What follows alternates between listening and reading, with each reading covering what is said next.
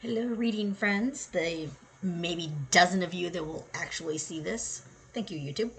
I'm going to share with you today my 10-ish, I don't know how many, we'll count at the end, most anticipated reads of the fall. So these are books coming out September, October, November. That I, as a bookseller, am excited to read for myself and sell to customers who I know will enjoy them. And you'll see as I get further into this video, there's a little running theme going. But I'm going to start with the one of these things is not like the other, and that's my nonfiction pick for the fall that I'm really excited to read. And you'll have to excuse the glasses and the glare because I'm going to be reading the publisher information about each of these books because I don't actually own them yet.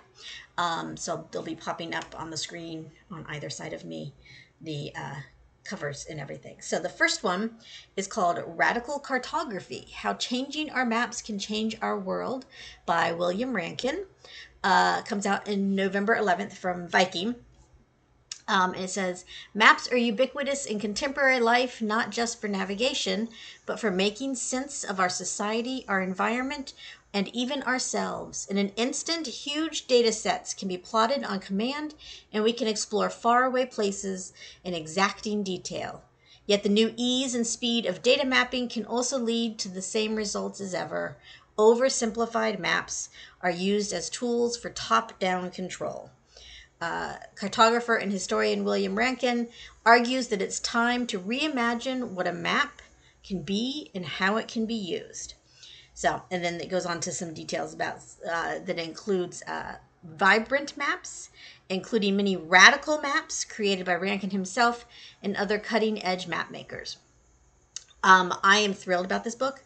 I've been a huge map nerd my whole life. I used to teach geography, and I can't wait to see what they're calling a radical cartography.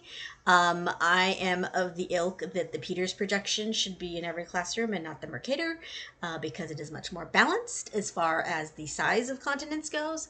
One of my all-time favorite scenes in TV is the cartographers for equality scene from West Wing, where they talk about how fucked up our maps are and how the world really is, and it's absolutely freaking hysterical, and I love that scene to death. So I'm excited for this book. Can't wait to see it. Probably will get myself a nice little copy that I will keep forever and just look at randomly, open a page and look at a map because I'm a geography nerd. Next up, I have two books, Jane Austen related. It is the 250th year of Jane Austen. So there's a bevy of Jane Austen related books coming out this year and next year. First one that I'm excited for is called Ladies in Waiting, Jane Austen's unsung characters, and it has a plethora of women authors that have contributed short stories. Starring the forgotten characters of Jane Austen. I mean, we all know Elizabeth and Darcy and Emma and the Dashwood sisters. And this is has stories of the extra characters. So according to the publisher, we've got these clever stories star everyone from Pride and Prejudice snobbish Caroline Bingley to the modern descendant of Sense and Sensibilities Eliza Williams, and much more. Authors that have stories in here are Adriana Trigiani, Sarah MacLean, Eloisa James, Eleanor Lippman, Karen Dukes, Emily Harding, Diana Quincy. So they're all well-known, established mystery and women's fiction authors.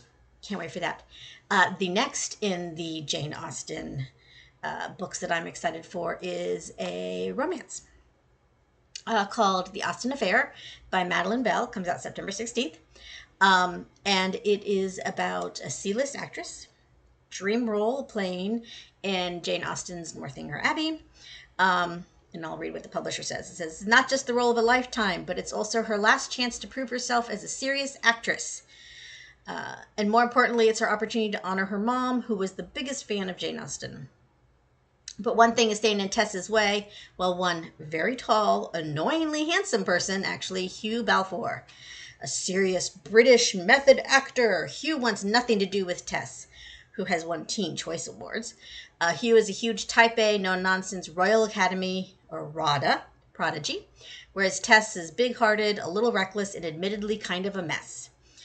Wickedly funny, utterly charming story is what the publisher says. So I'm looking forward to that because I love A, rom-com, B, Jane Austen tie, C, British, and Grumpy Sunshine. Some favorites. So excited about that. And here is where my theme comes in because we're going to stay in England for a while. I've got a couple romances and then a couple women's fiction that all, I say women's fiction because the women are writing it and the women are in it, that are all set in England. So, Ladies in Hating by Alexandra Vasti comes out September 23rd from St. Martin's. I have like all of her books on my TBR and I haven't read any. This one might like push all of them to the front of my list because it just sounds really fun. I'm going to read the publisher thing. It says, celebrated authoress Lady Georgina Cleeve has achieved fame and fortune. Unfortunately, she's also acquired an enemy, the enigmatic Lady Darling, whose spine-tingling plots appear to be pulled straight from Georgiana's own manuscripts. What's a stubborn, steely writer to do? Unmask her rival, of course. So, historical, sapphic, looks funny, enemies to lovers. Can't wait. Staying in England in the romance genre in historical, but this one with a magical twist. It's called The Nanny's Handbook to Magic and Managing Difficult Dukes. Don't we wish we all could have magic? By Amy Rose Bennett. Comes out September 30th by Kensington.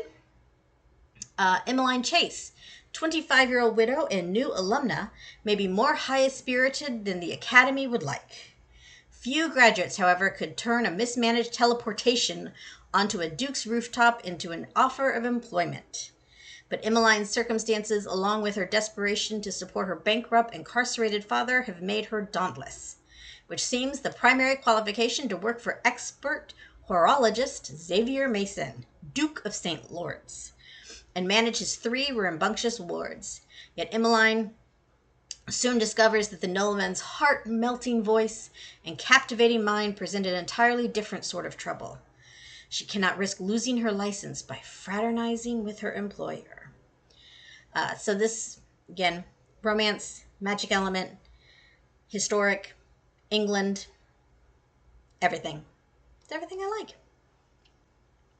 Staying in England, but moving to modern times, we have A Loved Walk-In by Sarah Chamberlain. St. Martin's Press comes out September 2nd.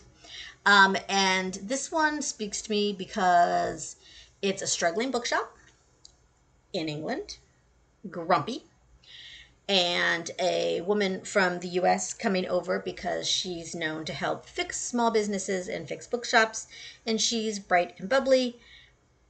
You got it. Grumpy Sunshine, England, bookstores, saving a family bookstore. The minute it comes out, I will be reading it, and I will be sure to share my thoughts, but loving the whole concept of it. And then still staying in England, moving back to history, but this one is not a romance. It's called The Good Daughters by Brigitte Dale. Comes out November 4th from Pegasus Books, an imprint of Simon & Schuster.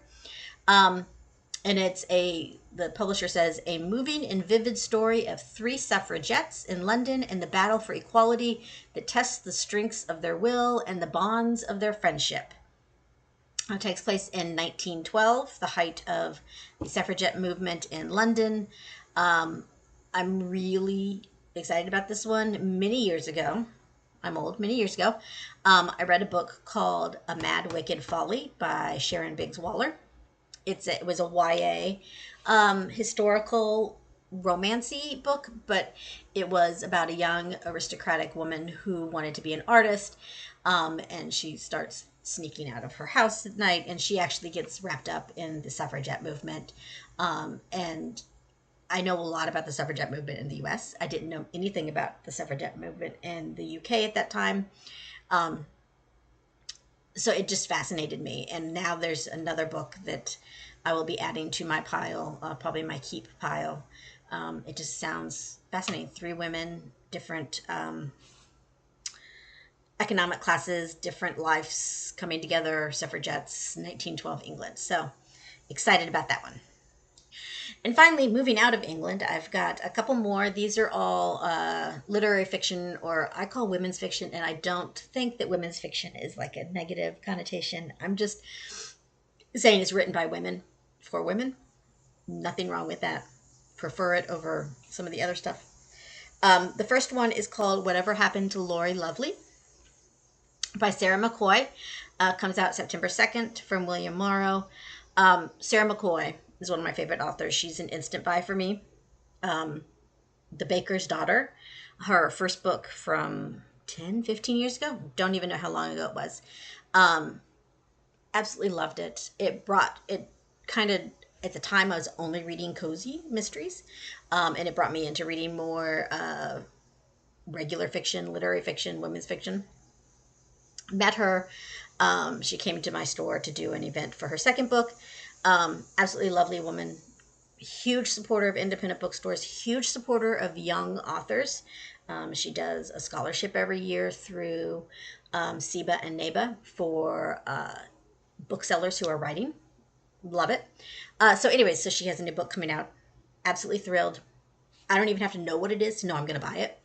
But this one is, I'll read the bio because it's set in two different time periods. A lot of her books are set in two different time periods, two different women who have their lives intertwined. So this one is in 1969, 23-year-old starlet Lori Lovely, the apple of Hollywood's eye, shocks the world by ditching a promising film career and takes vows of poverty, chastity, and obedience as a Benedictine nun. Gossip columnists and scandal sheets can't get enough of the story. Why would such a beautiful girl take off? Why would such a beautiful girl take the veil? Was she hiding from someone? Did it have anything to do with the tragic death of her co-star, heartthrob singer Wesley Lucas? In 1991, Lou Tibbett is under the gun to complete her senior thesis in modern American history. Instead of spending weeks in dusty archives, Lou decides to dig into the true 20th century mystery and write about her aunt Lori, now the mother abbess at a cloistered convent in rural New England. Biographers, bloggers, and media types have long speculated about her aunt Lori's sudden departure from Hollywood. Mother Lori, however, has refused all requests for interviews until Lou arrives at the Abbey with a tape recorder in hand. To her delight, Mother Lori announces she is finally ready to talk, but only if Lou is truly ready to listen. So it's her story. It's Lori's story, and I can't wait. I love the way Sarah McCoy writes women's relationships with other women. Next up is Forget Me Not Library by Heather Weber, November 4, 2025. Of course, 2025. November 4 from St. Martin's Press. Heather Weber is another one of those literary women's fiction writers that I absolutely adore. There's always you get a feeling of that there's magic, but it's not magic. It's a sense that the people around her, around each other in their books have. Absolutely love it. Can't wait for this one. Publisher says, a detour, a chance encounter, two women to alter the pages of each other's story. Juliet Nightingale is lucky to be alive after a freak accident involving lightning. Months later, she's physically recovered, but the accident has left her feeling that something is missing, something big. Impulsively, she decides to take a solo summer road trip, hoping that the journey will lead her down a path that will help her discover exactly what she wants out of her life. Newly single mom Tallulah Bird Mayfield is hanging by a thread after her neat, tidy world is completely undone when her husband decided that their marriage was over. In the aftermath of the breakup, she and her two daughters move in with their 80-year-old grandfather.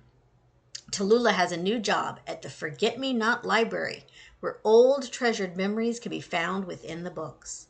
Although she's trying her hardest to adapt to the many changes, secretly all she really wants is life to return to what it once was. When a road detour leads Juliet to Forget-Me-Not, Alabama, and straight into Tallulah's life. Two women, tragedy, fixing their lives. Can't wait. And lastly, we have The Memory Gardener by Meg Donohue, November 25th from Gallery Books.